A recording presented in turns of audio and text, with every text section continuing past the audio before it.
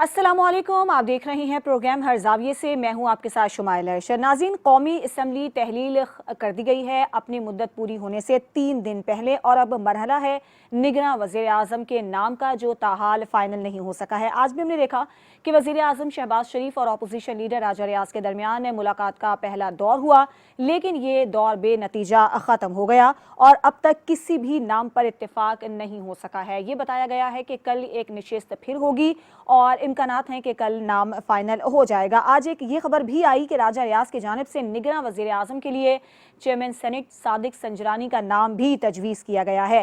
Peoples party ने भी अपनी तरफ से 2 नाम तजवीज़ किए हैं, लेकिन मुस्लिम लीग नून की जानिब से अभी तक कोई नाम सामने नहीं आया है।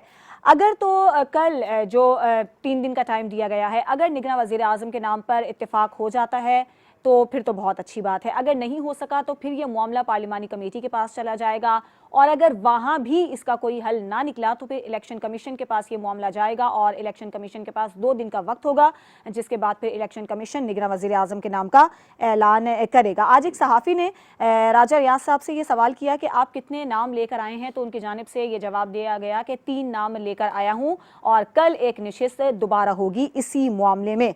तो सवाल ये है, क्या सादिक संजरानी जो कि चेयरमैन सेनेट हैं वो निगरां वज़ीर आज़म के लिए मौजू और मजबूत उम्मीदवार हो सकते हैं? इस पर हम बात करेंगे। इसके अलावा निगरां हुकूमत के दौरानिए में मुमकिना तौसी पर IMF की जानिब से मिलकर काम करने पर आमादगी जाहिर की गई है। आला सरकारी ज़राए से इस बात की तस्दीक की गई है कि IMF को इस हवाले से एतमाद में लिया गया है कि निगरां हुकूमत के दौरानिए में तौसी हो सकती है, और अहम वजारतों पे हम देख रहे हैं कि सिलेक्शन भी जारी है। कौमी असम्बली तो तहलील हो गई है, अब जो मरहला आएगा वो है सूबाई असम्बलियों की तहलील का। सूबाई असम्बलियों की तहलील पर बात करेंगे। सिंध और बलूचिस्तान की असम्बलियाँ कब तहलील होंगी, इसके अलावा फिर पंजाब और खैबर पख्तूनख्वा की पहले से कायम अबूरी हुकूमतों का मुस्तकबिल क्या होगा, ये आज के अहम तरीन मामलात हैं जिन पर हम बात करेंगे। अपने मेहमानों से मैं आपका तारुफ करवा देती हूँ। काशिफ रफीक, ब्यूरो चीफ इस्लामाबाद, और ब्यूरो चीफ लाहौर मुनव्वर भट्ट, इसके अलावा ब्यूरो चीफ कराची इम्तियाज़ खान फरहान साहब हमारे साथ मौजूद हैं। सबसे पहले काशिफ, आप ज़रा हमें बताइएगा कि कौमी असम्बली तो तहलील हो गई है, निगरां सेटअप कब तक आएगा? इसके अलावा हमने देखा कि आज बड़ी अहम मुलाकात हुई जो कि बेनतीजा ही ख़त्म हो गई, नाम फिर भी सामने नहीं आ सका। बिस्मिल्लाहिर्रहमानिर्रहीम। शुमाइला, कौमी असम्बली की तहलील होने पे मैं ये समझता हूँ कि ये बहुत ही बड़ा अलमिया है कि जमहूरी दौर, जमहूरी हुकूमतें, जमहूरियत पर ईमान और यकीन रखने वाली, जमहूरी स्ट्रगल करने वाली और जमहूरियत का राग अलापने वाली तमाम सियासी रजीम ने सिर्फ और सिर्फ 30 दिन का इलेक्शन का डिले लेने के लिए अपना टेन्योर पूरा नहीं होने दिया असम्बली का। गो कि अगर असम्बली 12 या 13 की जो इनकी अगस्त की आईनी मुद्दत थी, इसमें तहलील हो जाती तो शायद कोई बहुत बड़ा फर्क नहीं पड़ता, लेकिन यह जरूर होता कि तारीख में लिखा जाता कि मुसलसल चौथी कौमी असम्बली होती जो अपनी जिसने आईनी मुद्दत पूरी की है। अनफॉर्चुनेटली नहीं कर सके, सिर्फ इसलिए कि इलेक्शन 60 दिन में करवाना मकसूद और मतमा नजर नहीं था, 90 दिन में करवाना मकसद था। और अगर ये अपने आईनी मुद्दत में पूरी कर भी दी जाती तो फिर भी इलेक्शन 90 दिन में नहीं होना था, क्योंकि आपने तो जो मर्दमशुमारी वाला बीच में एक मामला किया, उस मर्दमशुमारी के मामले के ऊपर इलेक्शन तो फिर 90 से 190 दिन की तरफ चला गया। चले 190 दिन में ना जाए, लेकिन 90 दिन में 12 इलेक्शन नहीं होता, ये बात तो तय हो गई। तो अगर आपने मर्दमशुमारी वाला एज लेना था और आप अगर उसमें असम्बली की मुद्दत पूरी करने देते तो कम अज कम मौरख ये जरूर लिखता कि हमारी जमहूरियत जमहूरी रवैये इतने पनप गए कि हमारी आईनी मुद्दत पूरी हुई। और याद रखिए कि यही एक तवातर से राग अलाप रही थी PDM की हुकूमत और उनके इत्तेहादी कि सियासी जमातों की पुख्तगी होनी चाहिए, असम्बली की मुद्दत पूरी होनी चाहिए, डिस्टेबलाइजेशन नहीं होनी चाहिए, अदम एतमाद आईनी और कानूनी तरीकाकार है उसके तरीके से अडाप्ट करना चाहिए, ये तमाम चीजें यही थी। लेकिन जब अपनी बारी आई, अपना अमल शो करने की बारी आई, तो हमें 30 दिन का पीरियड अजीज था, इसलिए हमने असम्बली की मुद्दत पूरी नहीं होने दी। बहरहाल ये एक मौरख इसको लिखेगा और इसके ऊपर जो मुरद इल्जाम होंगे वो ये जमहूरी पहलवान होंगे। अब आ जाइए निगरान सेटअप की तरफ। निगरान सेटअप का मामला ये है कि आईनी और कानूनी तौर पर कायदे ऐवान और कायदे हिज़्ब इख्तिलाफ ने मुशावरत करनी है, जो अल्लाह का बड़ा शुक्र हुआ कि राजा रियाज साहब के पास भी वक्त निकल आया और कायदे ऐवान शहबाज शरीफ साहब के पास भी वक्त निकल आया, और बिल आखिर दोनों की आज मुलाकात हो गई। वो कि पिछले कई दिनों से दोनों एक दूसरे को बातें तो कर रहे थे लेकिन मुलाकात नहीं हो पा रही थी मसरूफियत की वजह से शायद। चले आज मुलाकात हो गई, मुलाकात में फाइनली 3-3 नाम एक्सचेंज हो गए। अब 3 दिन का पीरियड है दोनों सहबान के पास कि उन्होंने निगरान वजीर आजम के नाम पे मुत्तफिक होना है और उसकी अनाउंसमेंट होनी है। और अगर ये तीनों साहब जो है वो नहीं मुत्तफिक होते तो फिर उसमें ये मामला पार्लिमानी कमेटी को जाएगा जिसमें अपोजिशन और हुकूमत की जो बराबर की नुमाइंदगी होगी और स्पीकर उन पार्लिमानी कमेटियों का नोटिफिकेशन करेगा और 2 से 3 दिन में पार्लिमानी कमेटी ने इसको कंसीडर करना है, नहीं तो फिर मामला इलेक्शन कमीशन में चला जाएगा। ठीक है। अब प्रॉब्लम ये है कि जो हमारे पास इतलात है कि मुस्लिम लीग नून कहती है कि उन्होंने अपने इत्तेहादियों को अपनी कैपेसिटी से बढ़ के पॉलिटिकली भी और अदरवाइज भी उन्होंने अकोमोडेट किया है और निगरान वजीर आज़म उनका प्राइमरी हक है, इसलिए उनको देना चाहिए। मेरी इतलात ये भी हैं कि जो नून लीग ने की तरफ से कायदे ऐवान शहबाज शरीफ साहब ने अपने 3 नाम अपोजिशन लीडर राजा रियाज साहब को दिए हैं, उनमें शायद पीपल्स पार्टी का कोई नाम कंसीडर नहीं हुआ, लेकिन मैं अभी इसमें हतमी कोई बात नहीं कर रहा। काशिफ, इस पर आगे चलकर हम बात करेंगे कि जो नाम सामने आए हैं निगरान वजीर आजम के लिए। मुनव्वर साहब, आप क्या कहेंगे, निगरान सेटअप कब तक आएगा और इस मामले को आप कैसे देख रहे हैं? मुझे तो ये लग रहा है जी कि ये 14 अगस्त के बाद निगरान सेटअप जो है उसका फैसला होगा, क्योंकि जो 14 अगस्त की परेड में सलामी होनी है वो मेरे दोस्त के महबूब कायद शहबाज शरीफ लेना चाहेंगे। तो इसलिए इस बात का बहुत कम चांस है कि कल की भी उनकी जो मुलाकात है राजा रियाज के साथ उसमें कोई नतीजा सामने आ सके। फिलहाल तो ये चीज़ें उसी तरफ जा रही हैं कि ये मामला जिस तरह भी लिंगर ऑन किया जाए, जिस वो उसके ऊपर वो पिंग पोंग भी चल रही है, डायलॉग भी हो रहा है और नाम भी सामने नहीं आ रहे। तो इसका मतलब यही है कि राजा रियाज साहब जो कि उनको भी कहीं से लाइन मिल चुकी है, इसलिए उन्होंने आज वाज़े तौर पे कह दिया जी कि अभी नाम नहीं मैं बता सकता, वो हमने फैसला किया है कि वो सीगा राज में रखे जाएंगे। तो ये जो साजिद संजरानी साहब वाला नाम है, मुझे इसके हवाले से ये गुमान है कि भी ये नाम इस फहरिस्त में नहीं होगा, क्योंकि संजरानी साहब जो है वो अगले 1-2 माह के बाद वो सदर मुमलिकत का ओहदा संभालने के लिए अपना नया वेस कोड जो है वो सिलवा के बैठे होंगे, क्योंकि उसके बाद अभी प्रेसिडेंट ऑफ पाकिस्तान की भी मुद्दत पूरी हो जानी है। तो फिर सेनेट की जो चेयरमैन है वही आईनी तौर पे वो सदर पाकिस्तान का ओहदा संभाल सकते हैं। अगर संजरानी साहब वो कायम मुकाम वज़ीर आज़म की तरफ गए तो फिर ये राजा परवेज अशरफ साहब जो है उनको सदर मुमलिकत का ओहदा संभालना पड़ेगा। तो इस तरह की सूरत हाल मुझे बनती नज़र नहीं आ रही। बहरहाल ये अभी जो गेम ऑफ पॉलिटिक्स है वो अपने अरूज पे, और इंशाल्लाह रहमान मेरे गुमान के मुताबिक 14 अगस्त के बाद इसका फैसला होगा और ये इलेक्शन कमीशन जो है वहाँ तक मामला जा सकता है। ठीक है, इम्तियाज साहब आपका क्या ख्याल है इस मामले पर? बिस्मिल्लाहिर्रहमानिर्रहीम। ज़ाहिर लेकिन जो आज टोन थी राजा रियाज साहब की, मैं समझता हूँ कि इसी मीटिंग में मामला हल हो जाएगा, सॉल्व हो जाएगा। और कम से कम एक बात खुशाइन थी जो उन्होंने मीडिया से गुफ्तगू कर रहे थे, जब हमारे साफ़ी दोस्त पूछ रहे थे उनसे, तो कम से कम उन्होंने ये तो क्लियर किया कि दोनों तरफ के नामों में कोई इम्पोर्टेड नाम नहीं है, कि बाहर से कोई आया हुआ नाम नहीं है। ये जो मैं सुन रहा था दोस्तों को, तो उसके अंदर ये सारी बात आई और होपफुली लगता यही है कि ये हो जाएगा। ज़ाहिर है कि कल जो मुनव्वर भट्ट साहब ने भी एक बात कही थी राजा रियाज साहब के हवाले से, कि ज़ाहिर है कि उनके साथ कमिटमेंट भी हैं और वो ख़ुद भी विलिंग है कि उस तरफ जाएं, नून की तरफ, इस तरह से करके, तो ज़ाहिर है कि बात मान लेंगे। और इन दोनों के अलावा भी पहला भी जैसे आज काशिफ ने एक बात की, मैं तो पहले दिन से ये बात कर रहा हूँ कि अगर आधा घंटे पहले भी ये असम्बली डिसॉल्व करेंगे तो इनके ऊपर ये धब्बा हमेशा लगा रहेगा। ये मेरी पहले दिन से ये राय है और ये रहेगा, हमेशा ये कहा जाएगा। और ये असम्बली वो असम्बली है कि आप ये समझ लें जिसने परवेज़ मुशर्रफ के बाद मुद्दत पूरी नहीं की, और ये असम्बली वो है कि जहाँ पे पहली मरतबा पाकिस्तान की हिस्ट्री में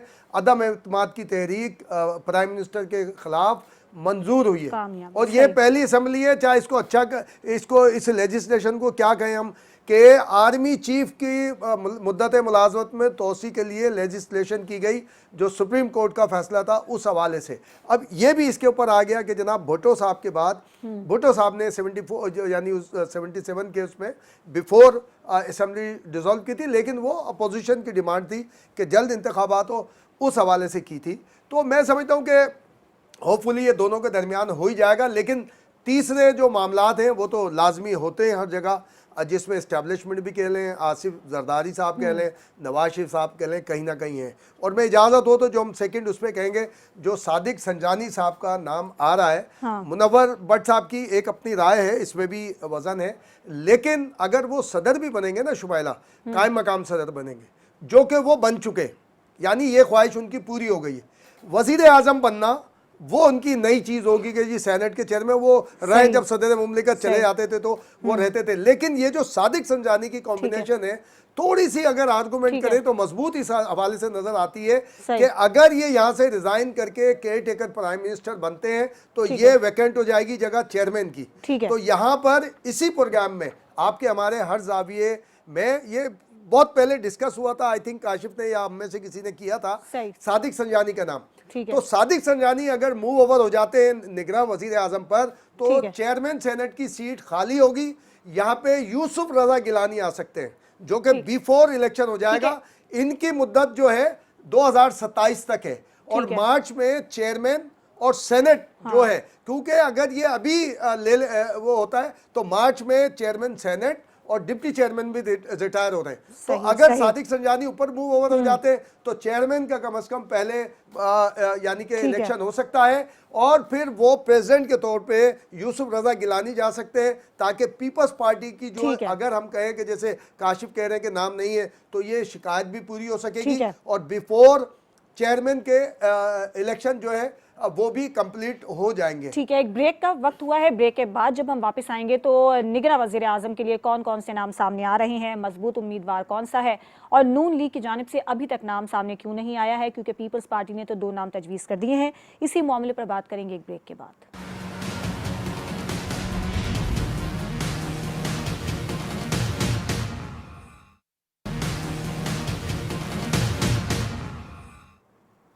वेलकम बैक। निगरां वज़ीर आज़म कौन होगा, मुख्तलिफ नाम सामने आ रहे हैं। इम्तियाज़ साहब, आपका वैसे क्या ख्याल है, निगरां वज़ीर आज़म की दौड़ में किस किस का नाम शामिल है और मजबूत उम्मीदवार कौन है अब तक?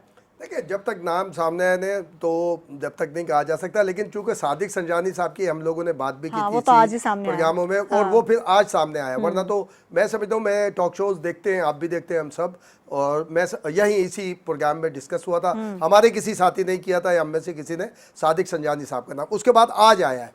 और मैं समझता हूँ कि अगर कॉम्बिनेशन कोई कैलकुलेशन करें आइंदा के इंतखाबात की, और ये कि पॉलिटिकल मामलात हों, और देखें सादिक संजानी साहब के बारे में ये बात बिल्कुल मशहूर है, जब वो पहली दफ़ा चेयरमैन बने, जब दूसरी मरतबा चेयरमैन बने यूसुफ रजा गिलानी के मुकाबले में, जिसके अंदर कॉन्ट्रोवर्शियल था वो रिजल्ट।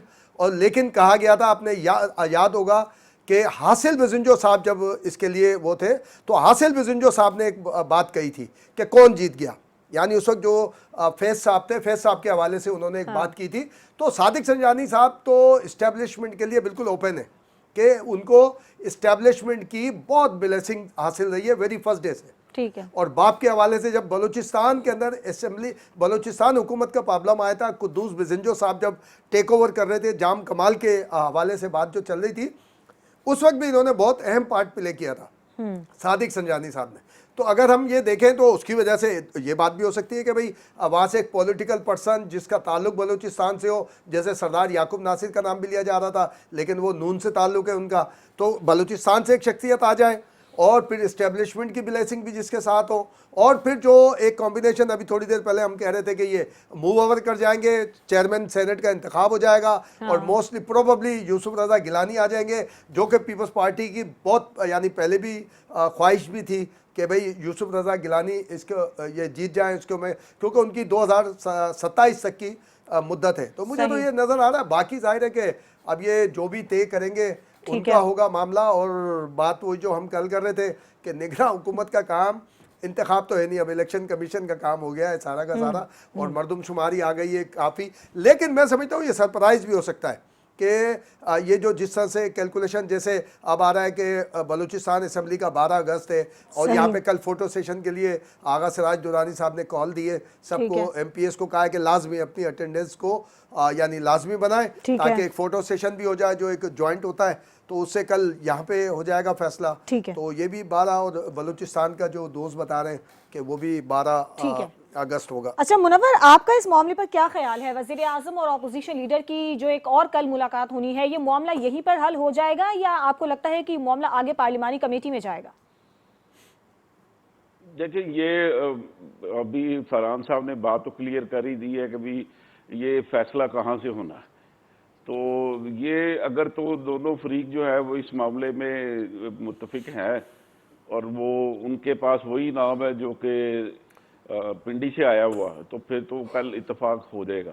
अच्छा। लेकिन अगर पिंडी से आया हुआ नाम इन दोनों के पास ही नहीं है तो फिर ये आप होल्ड करें, फिर मामला जाएगा अल्टीमेटली इलेक्शन कमीशन के पास जाएगा। और फिलहाल चूंकि नाम किसी ने भी नहीं डिस्क्लोज किया, ना पिंडी से डिस्क्लोज हुआ, ना वजीर आजम साहब ने डिस्क्लोज किया, ना अपोजिशन लीडर ने डिस्क्लोज किया, तो बाकी चैनल्स की तरह हमने भी तोता फाल निकालने के लिए अपने अपने तोते बिठाए हुए हैं और अपने पर्चियां अपनी अपनी पसंद की रख दी हैं, और जो भी पूछता है उसके वो तोते से कहता है कि फाल निकाल भाई किसकी निकल रही है।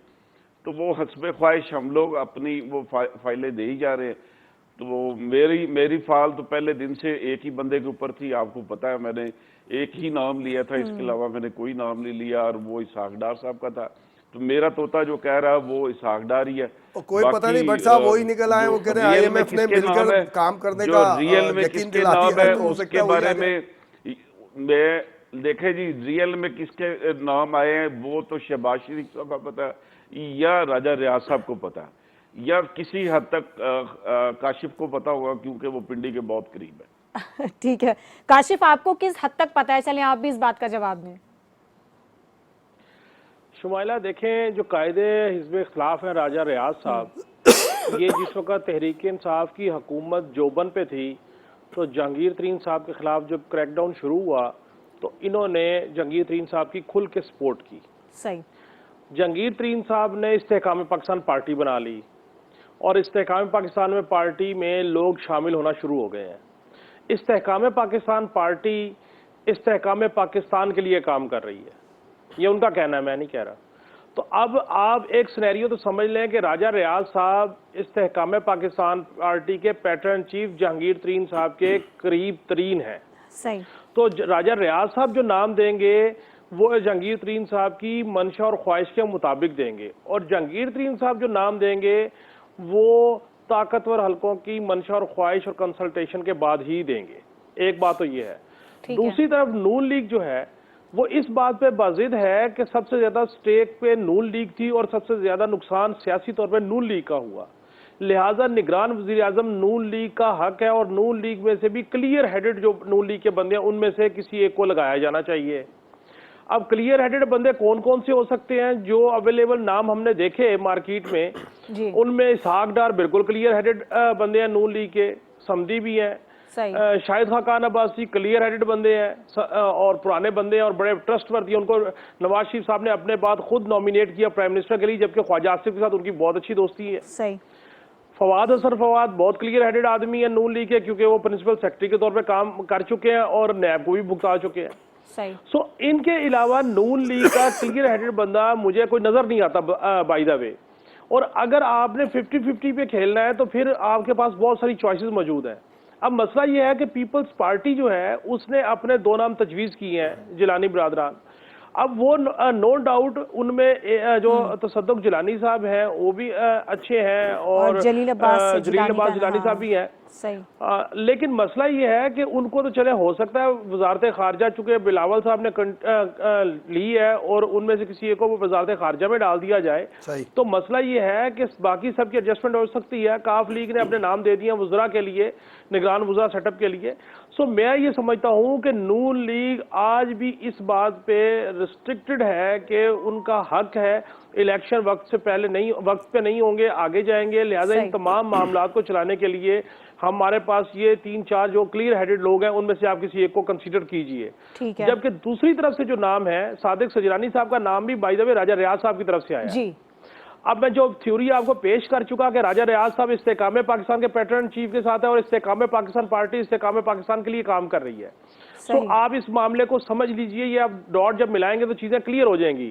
सो मैं ये समझता हूं कि हफीज शेख साहब का नाम भी अगर आएगा तो हो सकता है वो अपोजिशन लीडर की तरफ से आए, ना कि वो नून लीग की तरफ से आए, क्योंकि नून लीग हफीज शेख साहब का नाम इसलिए नहीं दे सकती कि हफीज शेख साहब तहरीक इंसाफ के हुकूमत में वजीर खजाना थे। ठीक है। तो इस तनाजुर में अगर देखा जाए तो मैं ये समझता हूं कि शायद अपोजिशन का जो नाम है वो लाया जाए और उसके बाद उसमें को कंसेंसस कराने की कोशिश की जाए।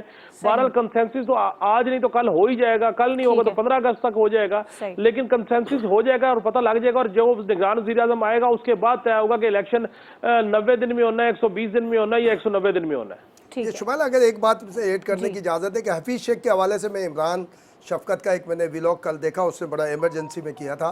उसमें उन्होंने बताया कि वो किसी इंडियन कंपनी के वो चिटिंग होती रही है कि पाकिस्तान को नहीं बताया गया था कि उनका कोई डॉक्यूमेंट आया है और जिसमें वो इंडियन किसी कंपनी में उन्होंने नाम भी लिया कोई कि उनके मुलाजिम रहे हैं। और दूसरी जो हम 90 दिन की बोले ना मरदमशुमारी, कल मैं बात कर रहा था, हमारे एक जो दोस्त हैं लीगल एक्सपर्ट हैं, कॉन्स्टिट्यूशनल एक्सपर्ट, उन्होंने कहा जरूरी नहीं है कि मरदमशुमारी की वजह से आगे जाए, ये करवाए जा सकते हैं। डिलिमिटेशन के लिए जो नंबर ऑफ बढ़ाने तो आपको कॉन्स्टिट्यूशनल अमेंडमेंट की जरूरत है, उसके बगैर सिर्फ विद इन प्रोविंस हो सकती है, अदर देन नहीं हो सकती। और सूबों की नंबर नहीं बढ़ेंगे सीटों के, बढ़ाने हैं तो आपको उसके लिए आईनी तरमीम चाहिए। तो मरदमशुमारी तस्लीम करने के बावजूद बगैर डिलिमिटेड किए हुए भी इलेक्शन हो सकते हैं और 90 दिन में भी हो सकते हैं। और इस बात के लिए भी हमें तैयार रहना चाहिए। मरदमशुमारी जब अनाउंस हो जाती है तो फिर आपको डिलिमिटेशन करना मकसूद है। डिलिमिटेशन में आपने हल्के के वोट इंक्रीज करने हैं, आप सीटों की जो रद्दोबदल है उसके लिए तरमीम आपको रिक्वायर्ड है। और दूसरी बात यह है कि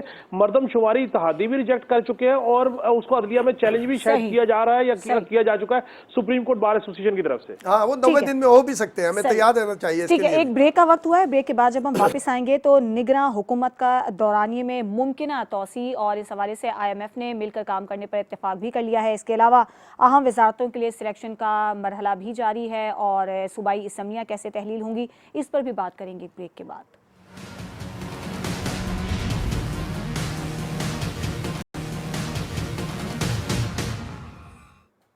वेलकम बैक। अब हम बात करेंगे कि निगरां हुकूमत के दौरानिये में मुमकिना तौसी और IMF ने मिलकर काम करने पर आमादगी जाहिर कर दी है। इसके अलावा जैसे कि हम बात कर रहे थे कि अहम वजारतों के लिए सिलेक्शन का मरहला भी शुरू हो गया है और फिर सूबाई असम्बलियों की तहलील का मामला भी ज़ेर गौर आ रहा है। कैसा मुस्तकबिल होगा, इस पर हम बात करेंगे। मुनव्वर साहब, इन मामलात पर आपका क्या कहना है?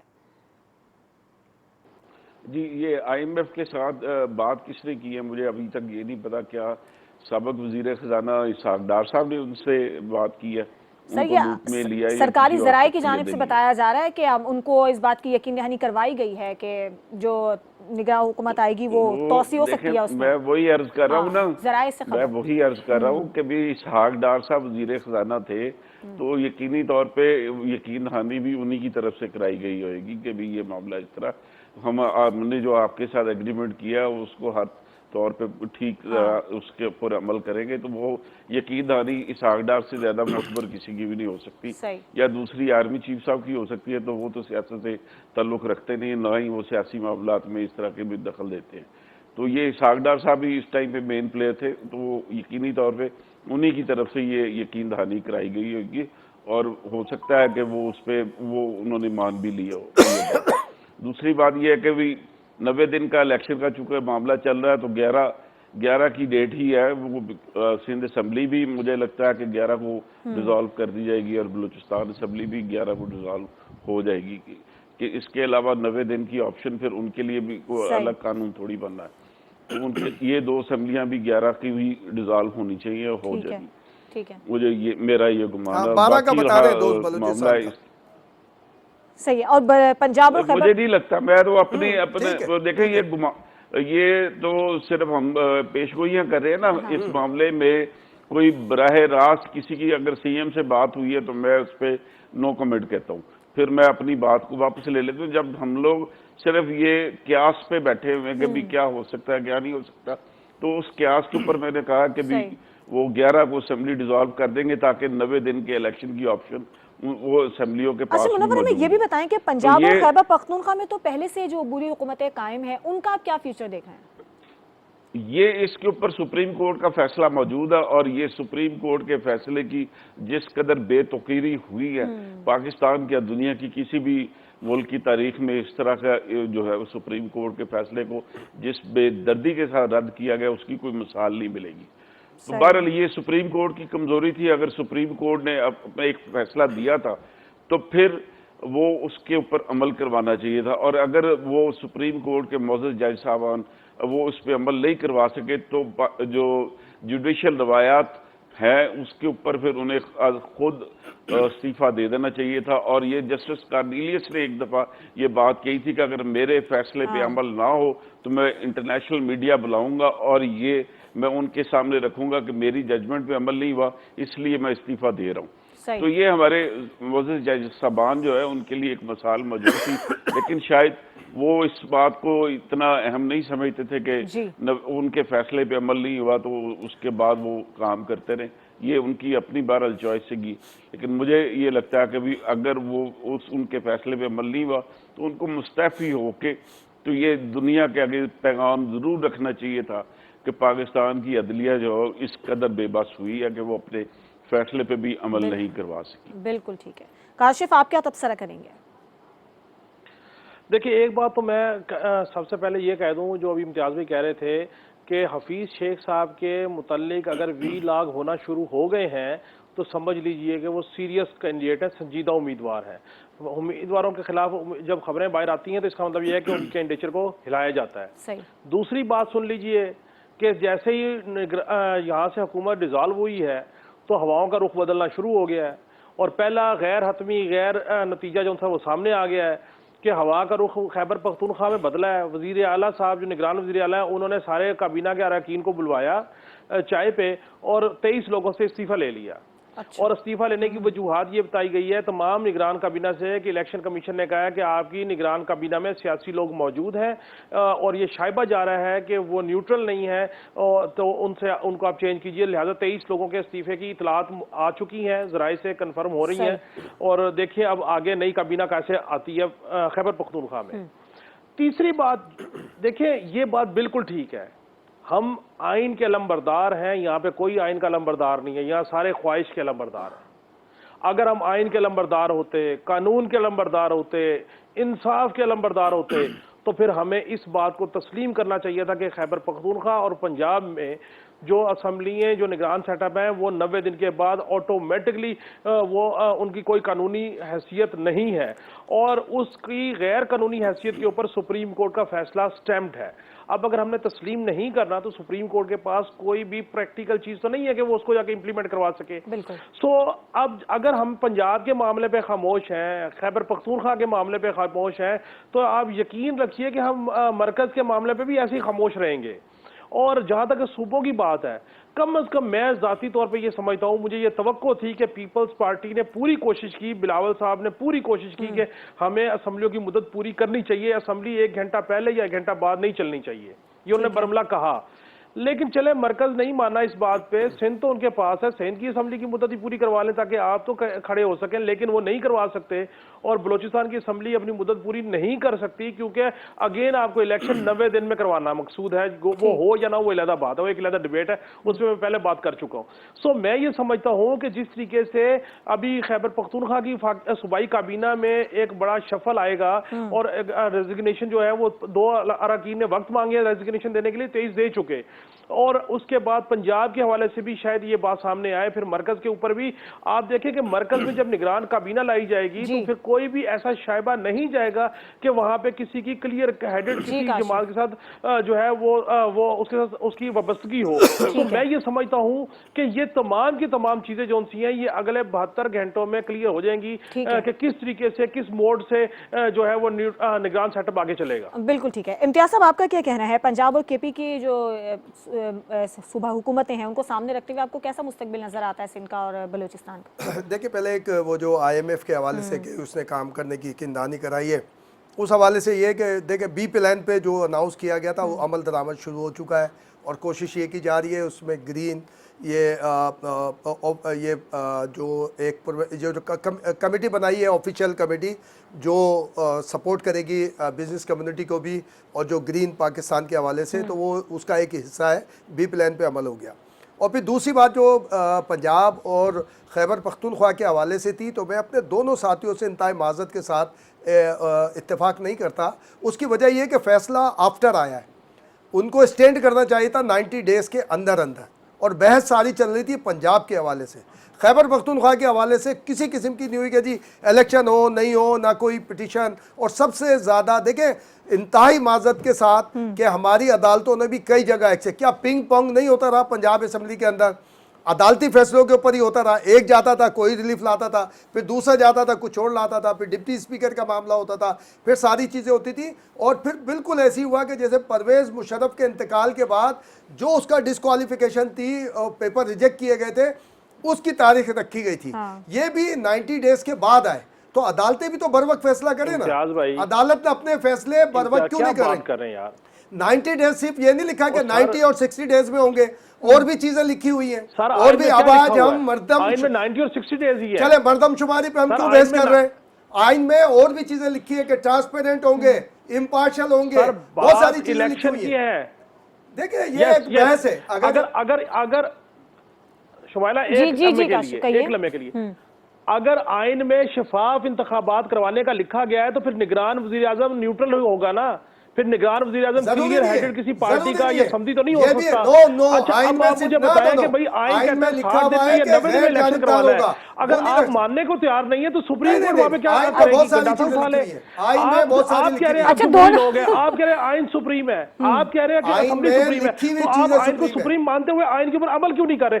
आपको आइन पे अमल करवाने के लिए क्यों अदलिया की तरफ देखना पड़ रहा है? भाई अदलिया भी तो फैसला करे आइन के मुताबिक 90 डेज के अंदर, क्यों फैसला नहीं किया? आपने खुद क्यों नहीं किया उस पे, खुद क्यों नहीं उस पे अमल किया? मेरा मसला ये है कि आप आइन बनाने वाली जमात से लेके आइन का दिफा करने वाली जमात है, आपने खुद आइन पे मनोअन क्यों अमल नहीं किया? आपको क्यों अदलिया की तरफ देखना पड़ा? पॉपुलर डिबेट अलग होती है और टेक्निकल डिबेट अलग होती है। लीगल अगर होती ना तो अभी 90 दिन के अंदर क्यों नहीं कहा कि 90 दिन के अंदर अंदर हो जाने चाहिए? इतने दिन रह गए। जब इलेक्शन कमीशन आया एक पिटीशन के अंदर अपनी मारूजात लेके, उसके अंदर डेट इन ऑफिस क्यों कर दी? क्यों कह दिया कि 20? क्या आपको आइन में ये नहीं लिखा हुआ कि जो अरकान वोट देंगे वोट काउंट होगा, वो डिस्क्वालीफाई हो जाएंगे? आइन से हटके सुप्रीम कोर्ट ने क्यों फैसला दिया कि नहीं जी वोट भी काउंट नहीं होगा? इलेक्शन कमीशन को ना पैसे दिए, इलेक्शन कमीशन को ना पैसे दिए फेडरल गवर्नमेंट ने, सिक्योरिटी नहीं दी, उसको आरओज नहीं दिए। इलेक्शन कमीशन बेचारा कैसे इलेक्शन करवाए जब आप मरकम के पैसे देते? अच्छा मेरी बात सुने, मेरी बात तो सुन ले हजूर। अभी भी इस मौजूदा पीडीएम की हुकूमत से इलेक्शन कमीशन ने कहा हमें इकट्ठे पैसे दिए जाएं 42 अरब रुपए। उन्होंने कहा इकट्ठे नहीं दे सकते, किस्तवार पैसे देंगे। भैया आप इकट्ठे पैसे दें और वो अपने इलेक्शन करवाएं। आप मरलावार की शिक बीच में क्यों डाल रहे हैं? इसलिए कि आपकी इंटेंशन ही है कि आपने इलेक्शन टाइम नहीं कराने, क्योंकि आप महंगाई को नीचे नहीं ला सके, आप डॉलर नीचे नहीं ला सके, आप पेट्रोल बढ़ा गए, आपकी तमाम तजर्बाकारी ना तजर्बाकारी में कन्वर्ट हो गई। आप किस मुंह से इलेक्शन लड़ेंगे? मसला ये है। आपका ख्याल हो सकता है इलेक्शन को वो बेवकूफ नहीं बैठे हुए। सर मेरा ख्याल नहीं, वो आपका ख्याल है। आप मुझे बता महंगाई नीचे आई? आप मुझे बता महंगाई नीचे आई? आया डॉलर 200 रुपए पे, आया डॉलर 200 रुपए पे, आया पेट्रोल 200 रुपए पे। आप मुझे बताएं किया क्या? एक काम किया, मुकदमे खत्म कराए, अपने मर्जी की यूनिवर्सिटियां पास कराई, अपनी मर्जी की ग्रांटें ली, अपनी मर्जी की चीजें ली, और जनाब अब और आज तो हमने देखा कि प्रॉपर्टीज भी अपनी रिलीज करवा ली गई हैं। हमने आज ये भी देखा। अल्लाह के फजल करम से कोई चीज रह तो नहीं गई, कोई चीज रह तो नहीं गई ना जहां से इन्होंने मैनेज नहीं होना था। तो आप मुझे बताएं बातें जो है ना एक साइड पे बैठ के काशिफ, ये आइन और कानून की बातें बैठ के मेरे और आपके लिए करना आसान है। जहाँ अमल होता है ना, जहाँ पे तरीकेकार तय करना होता है, उससे उस एंड पे भी हमें अमल किसने करना है? अगर 35 साल भी हुकूमतें करके इनको आइन पे अमल करने में दुश्वारी नजर आ रही है तो फिर बातें क्यों की? ठीक है शुमाइला एक कमेंट करने की इजाजत है? बिल्कुल इजाजत है। शुमाइला एक कमेंट सिर्फ जी कहिए। ये जो काशिफ के महबूब कायद नीरू तो बांसुरी बजा रहे हैं ना, रोम चाहे जल रहा है। लेकिन मेरे दोस्त के जो महबूब कायदा वो तो बांसुरी बजा रहे हैं ना। इसमें कोई शक नहीं। शहबाज शरीफ, मैं कहता रहूंगा, शहबाज नवाज शरीफ और जरदारी से बड़े लीडर साबित हुए हैं। सारी मुल्क की सियासी जमातों को साथ चलाया और साथ लेके उन्होंने असेंबली की मुद्दत पूरी होने के करीब लेके गए। ठीक है, चलिए, बहुत अब तो शुक्रिया। खुश हो जाए भट्ट साहब, अब तो लेकिन खुश हो दौर जाए। चल रहा है। चले हम किसी बहाने तो हम लोग खुश हुए। नेहरू बांसुरी बजा ठीक रहा है, अब प्रोग्राम का टाइम खत्म हो गया। इम्तियाज साहब, आपका नवाज बहुत शरीफ साहब वापस नहीं आएंगे, मोदी अभी आएंगे वापस। ठीक है, ठीक है, बहुत शुक्रिया इम्तियाज साहब आपका, काशिफ आपका बहुत शुक्रिया, मुनव्वर आपका बहुत शुक्रिया। और वही बात कि सियासी मामला तो चल रहे हैं, लेकिन कानून पर अमल दरामद होना बहुत ज़रूरी है। आज के प्रोग्राम से इजाज़त दीजिए, अल्लाह हाफ़िज़।